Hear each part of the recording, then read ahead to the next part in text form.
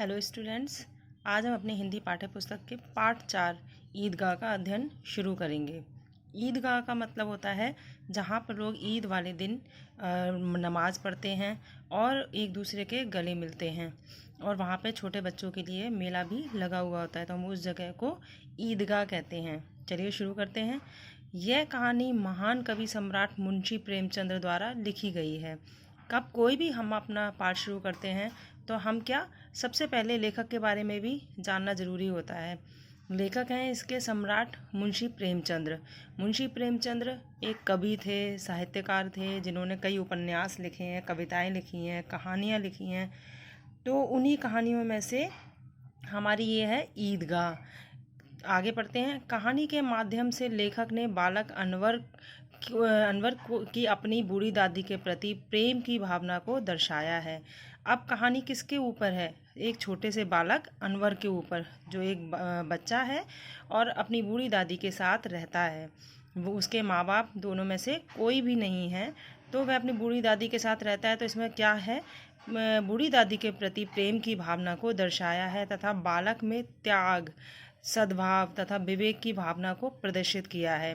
हम त्याग कहते हैं जो भी हम जैसे हमने परिस्थितियों को देखकर हम किसी चीज़ को नहीं लेते हैं या मना कर देते हैं, और हमें पसंद होती है लेकिन फिर भी हम मना करते हैं परिस्थितियों को देखकर। तो त्याग की भावना उस बालक में थी। सद्भाव, एक दूसरे से मेल जोल करना, अच्छे से बात करना, व्यवहार रखना, और विवेक भी उसमें था, जो कि किसी चीज़ को हम बच्चे होते हैं तो वो किसी भी चीज़ को देख के उनका मन ललचाता है, लेकिन अपनी विवेक से काम लेकर उस चीज़ को अपने अंदर लालच में ना लाकर उसको मना कर देना। तो वो अपनी विवेक से काम लेता था बच्चा। तो वही इस बालक में है, त्याग, सद्भाव तथा विवेक की भावना को प्रदर्शित किया है। चलिए आगे हम पढ़ते हैं। रमज़ान के पूरे 30 रोज़ों के बाद आज ईद आई है। कितना अनवर, कितना सुहावना प्रभात है। आज का सूर्य कितना प्यारा, कितना शीतल है, मानो संसार को ईद की बधाई दे रहा है। गांव में कितनी हलचल है। ईदगाह जाने की तैयारियां हो रही हैं। दोपहर के पहले लौटना असंभव है। लड़के सबसे ज़्यादा प्रसन्न हैं। ईदगाह जाने की खुशी उनके हिस्से की चीज़ है। इनके लिए तो ईद है, रोज़ ईद का नाम लेते रहते थे। आज वह आ गई है। बच्चे बार बार जेब से अपना खजाना निकाल कर गिनते हैं और खुश होकर फिर रख लेते हैं। इन्हीं पैसों से खिलौने, मिठाइयाँ, बिगुल और गेंद लाएंगे। अब देखिए, रोज़े होते हैं, पूरे 30 दिन के होते हैं, यानी कि 1 महीने के रोज़े होते हैं। उसके बाद ईद आती है। तो जिस दिन ईद होती है उस दिन उन लोगों को अपना जो मौसम होता है, वो दिन होता है, दिन की शुरुआत होती है, वो उनको बहुत अच्छी लगती है। मानो ऐसा लगता है कि हिंदू भी, मुस्लिम भी, सभी एक साथ मिलकर पूरा संसार एक दूसरे को ईद की बधाई दे रहा है। गांव जो है उसमें कितनी अफरा तफरी है, हलचल है। लोग एक दूसरे के घर जा रहे हैं, गले मिल रहे हैं, एक दूसरे को ईद की बधाई दे रहे हैं। ईदगाह जाने की तैयारियां हो रही हैं। और ईदगाह थोड़ा दूर जगह होती है। जो मेन जगह होती है ईदगाह, वो थोड़ा सा दूर होती है। तो वहाँ सुबह अगर जाएं तो दोपहर में लौटना थोड़ा सा असंभव सा हो जाता है। लड़के जो होते हैं वो सबसे ज़्यादा खुश होते हैं। जैसे कि ईदगाह जाने का दिन उन्हें पूरे साल भर इंतज़ार रहता है कि रोज़ा आएगा, रोज़े के बाद ईद आएगी, तो हम उस ईद वाले दिन ईदगाह जाएंगे। पैसे जोड़ते हैं, पूरे महीने के रोज़ों में पैसे जोड़ते हैं, और उन पैसों से क्या सोचते हैं कि वो ईदगाह जाकर खिलौने खरीदेंगे, मिठाइयाँ खरीदेंगे, या उनके मन में जो भी चीज़ होगी वो खरीदेंगे। आगे देखते हैं। सबसे ज़्यादा प्रसन्न है अनवर जिसके बारे में मैंने आपको बताया कि अनवर जो बच्चा है वो सबसे ज़्यादा प्रसन्न है, खुश है। गरीब सूरत, दुबला पतला लड़का जिसका बाप गत वर्ष हैजे की भेंट हो गया था। एक दिन माँ भी मर गई। उसके पिताजी जो हैं वो पहले ही जिनका स्वर्गवास हो गया था, और कुछ दिन के बाद माँ भी मर गई। अब अकेला अनवर अपनी बूढ़ी दादी के साथ रहता था। अब अनवर अपनी बूढ़ी दादी सलमा की गोद में सोता था और उतना ही प्रसन्न है। उसके पाँव में जूते नहीं है, सिर पर एक पुरानी टोपी है, फिर भी वह प्रसन्न है। अब देखिए इसमें, जैसे आपको बताया था मैंने कि इस बच्चे में त्याग, सद्भाव और विवेक तीनों की भावना है। तीनों चीज़ें इसके अंदर हैं। देखिए आप, अपनी बूढ़ी दादी के साथ रहता था और खुश भी बहुत है, जबकि उसे जब ईदगाह में जाएगा तो उसके पैरों में पहनने के लिए जूते भी नहीं हैं। और ईद वाले दिन क्या होता है, लोग बड़े बच्चे सभी लोग नए नए कपड़े पहनते हैं, नई नई हर एक चीज़ नई होती है उनकी। तो उसके सर पर क्या है, पुरानी टोपी है, लेकिन फिर भी वो बहुत खुश है। अभागिन सलमा अपनी कोठरी में बैठी रो रही है, उसका दिल कचोट रहा है। गांव के बच्चे बच्चे अपने बाप के साथ जा रहे हैं और सलमा जो थी वो इस बात को लेकर बैठी बैठी रो रही थी। ईद का दिन खुशी का होता है, लेकिन वो रो रही थी क्यों? क्योंकि अनवर के पास ना ही जूते थे, ना ही नए कपड़े थे, और अंदर से उसका दिल बहुत रो रहा था।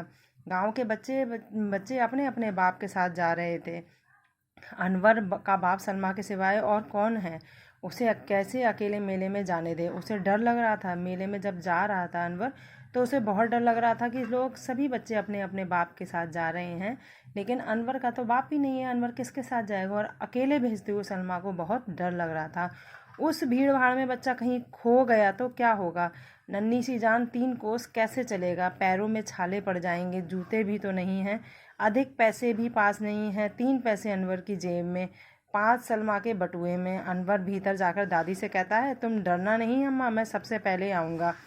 अब देखिए बच्चे का उत्साह देखिए यहाँ पर, कि उसके पास जूते भी नहीं हैं। उसे ये डर नहीं है कि मैं इतनी दूर 3 कोस कैसे चलूँगा, 3 कोस कैसे चलूँगा, फिर लौट के भी आना है। लेकिन बच्चे को उस बात का बिल्कुल भी डर नहीं है, और वह खुशी के साथ सलमा जो है उसका थोड़ा सा उत्साह बढ़ाने के लिए कहता है, तुम डरना नहीं अम्मा, मैं सबसे पहले आऊँगा, जाऊँगा भी सबसे पहले, और तुम चिंता मत करना, मैं सबसे पहले भी आऊँगा। चलिए नेक्स्ट पेज देखते हैं। गांव से मेला चला और बच्चों के साथ अनवर भी जा रहा था। कभी सबके सब दौड़कर आगे निकल जाते, फिर किसी पेड़ के नीचे खड़े होकर साथ वालों का इंतजार करते। अनवर के पैरों में तो जैसे पर लग गई, इतनी खुशी थी ईदगाह जाने की कि बच्चे जो हैं इतनी खुशी के साथ दौड़कर जा रहे थे कि उन्हें अपनी थकान का भी एहसास नहीं हो रहा था, और कितनी दौड़ लिए ये भी पता नहीं चल पा रहा था। सहसा ईदगाह पर दृष्टि पड़ी। अचानक उनकी ईदगाह पर दृष्टि पड़ी। इमली के घने वृक्षों की छाया है, नीचे पक्का फर्श है, उस पर जाजिम बिछी हुई है। रोजेदारों की पत्तियां एक के पीछे एक न जाने कहाँ तक चली गईं। यहाँ कोई धन और पद नहीं देखता। कितना सुंदर संचालन है, कितनी सुंदर व्यवस्था है। हजारों सिर एक हाथ सजदे में झुक जाते हैं, फिर सबके एक साथ खड़े हो जाते हैं, मानो भ्रातृत्व का सूत्र इन समस्त आत्माओं को एक लड़ी में पिरोए हुए है। अब देखें यहाँ पे ईदगाह का वर्णन हो रहा है। ईदगाह का वर्णन देखिए, जैसे ईदगाह जो है उसमें क्या है, इमली का एक वृक्ष है, और नीचे पूरी ईदगाह में पक्का फर्श हो रहा है, पक्का फर्श, और उसके ऊपर बैठने के लिए जाजिम बिछी हुई थी। रोजेदारों की पत्तियां एक के पीछे न जाने कहाँ तक चली, मतलब एक के पीछे एक कायदे से लाइन बनाकर बैठे हुए हैं।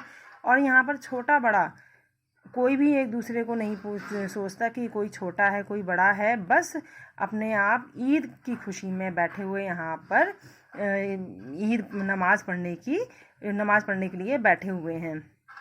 फिर जैसे ही हाथ एक के हाथ ऊपर होते हैं तो सभी के हाथ एक साथ ऊपर होते हैं, और सभी के हाथ एक साथ नीचे हो जाते हैं। ऐसा लग रहा है जैसे भाई भाई एक दूसरे को मन से बिल्कुल कह रहे हैं कि अब हाथ हमें ऊपर करने हैं और हमें नमाज पढ़नी है। तो यहाँ पर हमें भ्रातृत्व यानी कि भाईचारे का सूत्र दिखाई देता है। चलिए आगे देखते हैं। नमाज ख़त्म हो गई, लोग आपस में गले मिल रहे हैं। अब मिठाई और खिलौनों की दुकान पर धावा होता है। अब नमाज जब ख़त्म हो गई, लोगों ने नमाज़ पढ़ ली, आपस में गले मिल लिए, और अब क्या होता है, मिठाई और खिलौनों की दुकान पर धावा होता है। यह देखो हिंडोला है, 1 पैसा देकर चढ़ जाओ, यह चरखी है, 1 पैसा देकर बैठ जाओ। महमूद, मोहसिन, नूरे और सम्मी इन घोड़ों और ऊँटों पर बैठते हैं।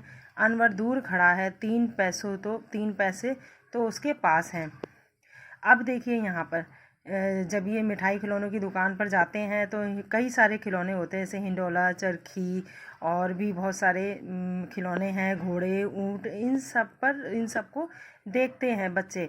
और उसके जो दोस्त हैं महमूद, मोहसिन, नूरे और सम्मी, तो वो उनके पास पैसों की कोई भी कमी नहीं है, तो वो कुछ भी खरीद सकते हैं। बट अनवर के पास जो है थोड़े से ही, यानी कि 3 पैसे हैं उसके पास, तो वो अपना 3 पैसों के हिसाब से ही सामान खरीदेगा। इधर दुकानों की कतार लगी हुई है, तरह तरह के खिलौने हैं, सिपाही और गुजरिया, राजा और वकील, भिष्टी और धोबिन। महमूद सिपाही लेता है, खाकी वर्दी और लाल पगड़ी वाला कंधे पर बंदूक रखे हुए है। मालूम होता है अभी कवायद किया चला आ रहा है। मोहसिन को भिश्ती पसंद आया, कमर झुकी हुई है, ऊपर मशक रखे हुए हैं, शायद कोई गीत गा रहा है। नूरे को वकील से प्रेम है, काला चोगा, नीचे सफ़ेद अचकन की सामने की जेब में घड़ी, सुनहरी जंजीर, एक हाथ कानून का पोथा लिए हुए है। मालूम होता है अभी किसी अदालत से ज़िरह या बहस किए चले आ रहे हैं। यह सब 2 पैसों के खिलौने हैं। अनवर के पास कुल 3 पैसे हैं। इतने महंगे खिलौने कैसे लें? खिलौना कहीं हाथ से छूट पड़े तो चूर चूर हो जाए, ज़रा पानी पड़े तो सारा रंग धुल जाए। ऐसे खिलौने किस काम के उन्हें लेकर वह क्या करेगा? आप देखिए, इस लड़के में, अनवर नाम का जो लड़का है, इसमें उसके पास पता है 3 पैसे हैं, तो उनका जो उपयोग है वो ऐसे खिलौने के साथ करना चाहता था, ऐसे खिलौने लेना चाहता था जो ना टूटे, ना धुले, ना फूटे। तो वो चाहता था कि मैं 3 पैसे से ऐसी चीज़ लूँ जो मैं नुकसान में ना रहूँ। खिलौनों के बाद मिठाइयाँ आती हैं। किसी ने रेवड़ियाँ ली, किसी ने गुलाब जामुन, किसी ने सोहन हलवा, मज़े से खा रहे हैं। अनवर बिरादरी से पृथक है। अनवर के पास क्या केवल 3 पैसे हैं। वो इन 3 पैसों से या तो मिठाई खा ले या कुछ सामान ले लें, तो वो उन लोगों से थोड़ा सा अलग हो गया। ललचाई आंखों से सबकी ओर देखता है। उसे सामान तो नहीं खरीद पाया वो, लेकिन ललचाई आंखों से जो है सबको देखता रहा। मिठाइयों के बाद कुछ दुकानें लोहे की चीज़ों की हैं। लड़कों के लिए यहाँ कोई आकर्षण नहीं है, वे सब आगे बढ़ जाते हैं। अनवर लोहे की दुकान पर रुक जाता है। कई चिमटे रखे हुए हैं। उसे ख्याल आया दादी के पास चिमटा नहीं है। तवे से रोटियां उतारती हैं तो हाथ जल जाता है। अगर चिमटा ले जाकर दादी को दे तो कितनी प्रसन्न होगी, फिर उनकी उंगलियां कभी न जलेंगी। घर में एक काम की चीज़ हो जाएगी। खिलौनों से क्या फ़ायदा, व्यर्थ में पैसे खराब होते हैं। जरा देर तो खुशी होती है, फिर तो खिलौने की और कोई आंख उठाकर नहीं देखता, या फिर घर पहुँचते पहुँचते टूट फूट कर बराबर हो जाएंगे। चिमटा कितने काम की चीज़ है। रोटियां तवे से उतार लो, चूल्हे में सेक लो, कोई आग मांगने आए तो झटपट चूल्हे से आग निकाल कर उसे दे दो। अम्मा बेचारी को कहाँ फुर्सत है कि बाजार आए, और इतने पैसे ही कहाँ मिलते हैं, रोज़ हाथ जला लेती हैं। अब देखिए उसने क्या सोचा कि मैं कोई खिलौना ना लेकर चिमटा ले लूँ, चिमटे से, जो कि उसकी दादी के काम आएगा।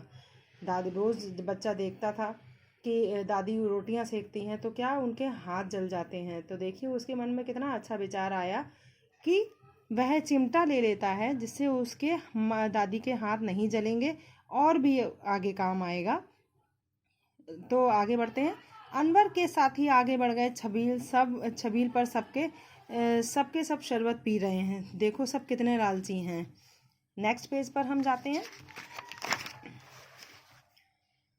सबके सब कितने लालची हैं। सबने मिठाइयाँ ली, मुझे किसी ने भी ना दी। उस पर कहते हैं मेरे साथ चलो, मेरा यह काम करो, मेरा वह काम करो। उसे लगा कि सब लोग मिठाइयाँ खा रहे हैं, शरबत भी पी रहे हैं, लेकिन मैंने जब नहीं तो शरबत लिया, नहीं तो मिठाई ली, लेकिन किसी ने भी उससे नहीं पूछा। ये कितने स्वार्थी लोग हैं जिन्होंने मुझसे पूछा भी नहीं, और काम कराने के लिए सभी लोग मुझसे कह देते हैं।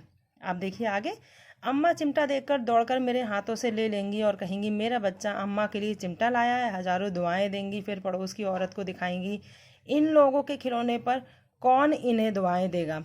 बड़ों की दुआएं सीधे अल्लाह के दरबार में पहुंचती हैं और तुरंत सुनी जाती हैं। मेरे पास पैसे नहीं हैं तो क्या, मैं गरीब सही, किसी से कुछ मांगने तो नहीं जाता। उसने दुकानदार से पूछा यह चिमटा कितने का है? 6 पैसे लगेंगे। अनवर का दिल बैठ गया। फिर भी बोला ठीक ठीक बताओ। ठीक ठीक 5 पैसे लगेंगे, लेना है तो ले लो, नहीं तो चलते बनो, उस दुकान वाले ने अनवर से कहा। अनवर ने कलेजा मजबूत करके कहा 3 पैसे लोगे, और वह आगे बढ़ गया कि दुकानदार की घुड़कियां ना सुने। लेकिन दुकानदार ने घुड़कियां नहीं दी, बुलाकर चिमटा दे दिया। अनवर ने उसे इस तरह कंधे पर रखा मानो बंदूक है, फिर शान से अकड़ता हुआ संगियों के पास आया। देखिए, बहुत सारे जितने भी उसके दोस्त थे सभी ने क्या अपने अपने खेलने के लिए खिलौने खरीदे, लेकिन उसने दादी के लिए चिमटा खरीदा और उसे बहुत ज़्यादा गर्व महसूस हो रहा था अपने ऊपर कि उसने अपने दादी के लिए चिमटा खरीदा है। मोहसिन ने हंसकर कहा, यह चिमटा क्यों लाया बुद्धू, इसका क्या करेगा। उसके जो दोस्त थे उन्होंने उसकी हंसी बनानी शुरू कर दी। उन्होंने कहा कि ये चिमटा क्यों लाया बुद्धू, इसका क्या करेगा। अनवर ने चिमटे को जमीन पर पटक कर कहा, जरा अपनी भिष्टी तो जमीन पर गिराओ, सारी पसलियाँ चूर चूर हो जाएंगी बच्चों की। अब उसने जो है अपने उससे काम लिया, दिमाग से काम लिया, और उसने वो लोग जो उसकी हंसी बना रहे थे उनका सामना करने के लिए उसने कहा कि अपना जो खिलौना तुमने लिया है भिष्टी, उसको जरा ज़मीन पर पटक कर तो दिखाओ, देखो मैं चिमटा कितनी तेज़ पटकता हूँ, मेरा चिमटा तो नहीं टूटेगा लेकिन तुम्हारी भिष्टी चूर चूर हो जाएगी। महमूद बोला, यह चिमटा कोई खिलौना तो नहीं है।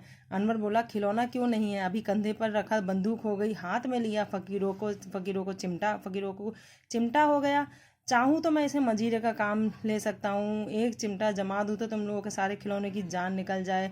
तुम्हारे खिलौने कितने ही जोर लगाएं, मेरे चिमटे का बाल भी बांका नहीं कर सकते। बहादुर शेर है मेरा चिमटा, देखिए इसने छोटे से चिमटे की कितनी कितनी खासियत बता दी। वह झेपा नहीं अपने दोस्तों के सामने, बिल्कुल भी हंसी का पात्र नहीं बना कि उसने सोचा कि मैं अगर थोड़ा सा ढीला हो गया तो ये लोग मेरी हंसी बनाएंगे, तो उसे बिल्कुल भी हंसी नहीं बनवाई। उसने क्या चिमटे की इतनी विशेषताएं गिनवा दी कि उन लोगों की बोलती बंद हो गई। अनवर के तर्क का बच्चों के पास कोई जवाब ना था। देखिए यहाँ पर अनवर ने जो जो बातें कही उसके बच्चों के पास कोई भी जवाब नहीं था। सम्मी ने खंजरी ली थी, प्रभावित होकर बोला, मेरी खंजरी से बदलोगे, 2 आने की है। उसका दोस्त था सम्मी, उसने क्या खंजरी बजाने वाली ली थी, उसने 2 आने खरीदी थी, लेकिन उसने उससे पूछा कि मेरी 2 आने की है, खरीदोगे। अनवर ने खंजरी की ओर उपेक्षा से देखा, बोला, मेरा चिमटा चाहे तो तुम्हारी खंजरी का पेट फाड़ डाले, बस एक चमड़े की झिल्ली लगा दी है, ढब ढब बोलने लगेगी, जरा सी पानी लग जाए तो खत्म हो जाएगी। मेरा बहादुर चिमटा आग में, पानी में, आंधी में, तूफान में बराबर डटा रहेगा। देखिए यहाँ पे भी उसने कितनी सारी खासियत चिमटे की गिनवा दी। चिमटे ने सभी को मोहित कर लिया, लेकिन अब पैसे किसके पास धरे हैं। औरों ने 3-3, 4-4 आने खर्च किए पर कोई काम की चीज ना ले सके। अनवर ने 3 पैसे में रंग जमा दिया। सच ही तो है खिलौनों का। नेक्स्ट पेज पे आते हैं। सच ही तो है खिलौनों का, क्या भरोसा टूट फूट जाएंगे। अब मोहसिन ने कहा, जरा अपना चिमटा दे दो, हम भी देखेंगे तुम हमारा भिश्ती लेकर देखो। महमूद और नूरे ने भी अपने अपने खिलौने पेश किए। अनवर को इन शर्तों को मानने को कोई आपत्ति न थी। चिमटा बारी बारी से सबके हाथ में गया और खिलौने बारी बारी से अनवर के हाथ में आए। कितने खूबसूरत खिलौने थे। अनवर का जो है मन खिलौनों पे भी था। चिमटा बारी बारी से सबके हाथ में गया और उनके खिलौने बारी बारी से अनवर के हाथ में आए। कितने खूबसूरत खिलौने थे। यहाँ पर अनवर का मन भी ललचा रहा था कि देखो कितने खिलौने खूबसूरत हैं, काश मैं इन्हें ले पाता। आगे बढ़ते हैं। 11 बजे सारे गांव में हलचल मच गई। मेले वाले लौट आए। मोहसिन की छोटी बहन ने दौड़कर भिश्ती उसके हाथ से छीन लिया और मारे खुशी के उछली तो मियाँ भिश्ती नीचे गिरे और सुरलोक सिधारे। अब देखिए यहाँ पर मोहसिन जिसने भिश्ती खरीदी थी और अनवर ने कहा भी था कि तुम्हारी भिश्ती गिरेगी और उसकी पसलियाँ जो है चूर चूर हो जाएंगी। अब वही हुआ कि उसकी मोहसिन जब लौट के आया तो उसकी बहन ने उसके हाथ से भिश्ती छीनी और जैसे ही वो खुशी के उछली तो मियाँ भिश्ती जो है नीचे गिरे और उनकी पसलियाँ जो है चूर चूर हो गई और सुरलोक सिधार गए। मियाँ नूरे के वकील का अंत इससे भी ज़्यादा गौरवमय हुआ। दीवार में 2 खूंटियाँ गाड़ी गई, उन पर लकड़ी का एक पटरा रखा गया। पटरे पर कागज का कालीन बिछाया गया। वकील साहब राजा भोज की भांति सिंहासन पर विराजे। नूर ने उन्हें पंखा झलना शुरू किया। मालूम नहीं पंखे की हवा से या पंखे की चोट से वकील साहब स्वर्लोक के मृत्युलोक में आ गए और उनकी माटी का चोला माटी में मिल गया। फिर बड़े जोर शोर से मातम हुआ और वकील साहब की अस्थियां घूरे पर डाल दी गईं। अब देखिए उनके खिलौने बिल्कुल टूट गए। जो जो खिलौने खरीदे थे सब टूट गए। लेकिन क्या आगे लेकिन उसका जो अनवर का चिमटा था वो सही सलामत था। अब आगे देखते हैं। रहा महमूद का सिपाही, उसके लिए एक टोकरी आई, उसमें कुछ लाल रंग के फटे पुराने चिथड़े बिछाए गए जिसमें सिपाही आराम से लेटे। महमूद ने टोकरी उठाई, द्वार पर चक्कर लगाने गए। उसके दोनों भाई सिपाही की तरह जागते रहो पुकारते हुए चले। इतने में महमूद को ठोकर लगी, टोकरी नीचे गिरी और उसके साथ मियाँ सिपाही अपनी बंदूक लिए ज़मीन पर आ गिरे। बेचारे की एक टांग टूट गई। आप देखिए तीसरे का खिलौना भी बिल्कुल बेकार हो गया। आगे देखते हैं। अब मियाँ अनवर का हाल सुनिए। सलमा उसकी आवाज़ सुनते ही दौड़ी और उसको गोद में उठाकर प्यार करने लगी। सहसा उसके हाथ से चिमटा देखकर वह बोली चिमटा यह कहाँ से आया। अब पूरे दिन में बच्चा जब लौट के आया तो सलमा ने जो है उसे अपने प्यार से गोद में उठा लिया और चिमटा देखकर लेकिन चौंक गई। फिर अनवर बोला मैंने मोल लिया है। मोल मीन्स खरीदा है। मैंने मोल लिया है। कितने पैसे में? 3 पैसे में। सलमा ने छाती पीट ली। यह कैसा बेसमझ लड़का है कि दोपहर हुआ कुछ खाया ना पिया, लाया क्या? चिमटा। सलमा को बहुत दुख हुआ कि इस लड़के के पास केवल 3 पैसे थे और 3 पैसों में क्या केवल यह चिमटा खरीदा। ना इसने कुछ खाया ना कुछ पिया। चिमटा खरीदने का क्या फ़ायदा हुआ? सारे मेले में तुझे और कोई चीज़ ना मिली जो ये लोहे का चिमटा उठा लाया? अनवर ने अपराधी भाव से कहा तुम्हारी उंगलियां तवे से जल जाती थी इसलिए मैंने किया। उसने प्यार से अपनी दादी से कहा कि तुम्हारी उंगलियां तवे से जल जाती थी इसीलिए मैंने लिया। बुढ़िया का क्रोध तुरंत स्नेह में बदल गया। उसको गुस्सा तो बहुत आया लेकिन तुरंत प्यार में बदल गया। बच्चे में कितना त्याग, कितना सद्भाव और विवेक है। जो हमने पहले भी पढ़ा था, ये पहले भी ये लाइन पढ़ी थी हमने। बच्चे में कितना त्याग, कितना सद्भाव, विवेक है। दूसरों को खिलौने और मिठाई खाते देखकर इसका मन कितना ललचाया होगा। इसका जब्त हुआ कैसे? वहाँ भी इसे अपनी बुढ़िया दादी का इतना ध्यान रहा। सलमा का मन गदगद हो गया और वह रोने लगी। वह बहुत खुश हो गई। खुशी से उसकी आंख से आंसू आने लगे। दामन फैलाकर अनवर को दुआएं देती जाती और उसकी आंखों से आंसू की बड़ी बड़ी बूंदें गिरती जाती। अब वह इतना खुशी में रोने लगी और उसको दुख भी साथ के साथ हो रहा था कि वह अनवर की जो मन की बातें हैं, मन की जो आशाएं हैं उसकी वो पूरी नहीं कर पा रही है। लेकिन वो देखो मेरे लिए कितना सोचता है, मेरे लिए चिमटा लेके आया। चलिए हमारा ये लेसन यहीं पर समाप्त होता है और आप इसके जो है शब्द अर्थ करेंगे अपनी फेयर नोटबुक में। जैसे कि मैं आपको हर बार आपको रिमाइंड कराती हूँ कि जब भी हम पाठ अपनी नोटबुक में प्रश्न उत्तर लिखना शुरू करते हैं पाठ के, तो क्या सबसे पहले हम उसके शब्दार्थ लिखते हैं। तो इस बार भी मैं आपको रिमाइंड करा रही हूँ ये बात कि सबसे पहले आप शब्दार्थ लिखेंगे और इसकी जो एक्सरसाइज है वो आप अपनी बुक में खुद आप सॉल्व करेंगे। लेसन आपने अच्छे से रीड कर लिया है तो आपको एक्सरसाइज सॉल्व करने में कोई भी परेशानी नहीं आनी चाहिए। तो जितनी भी इसकी एक्सरसाइज है वो आप अपनी जो है बुक में फिल करेंगे। चलिए मिलते हैं हम अपनी नेक्स्ट क्लास में। ओके।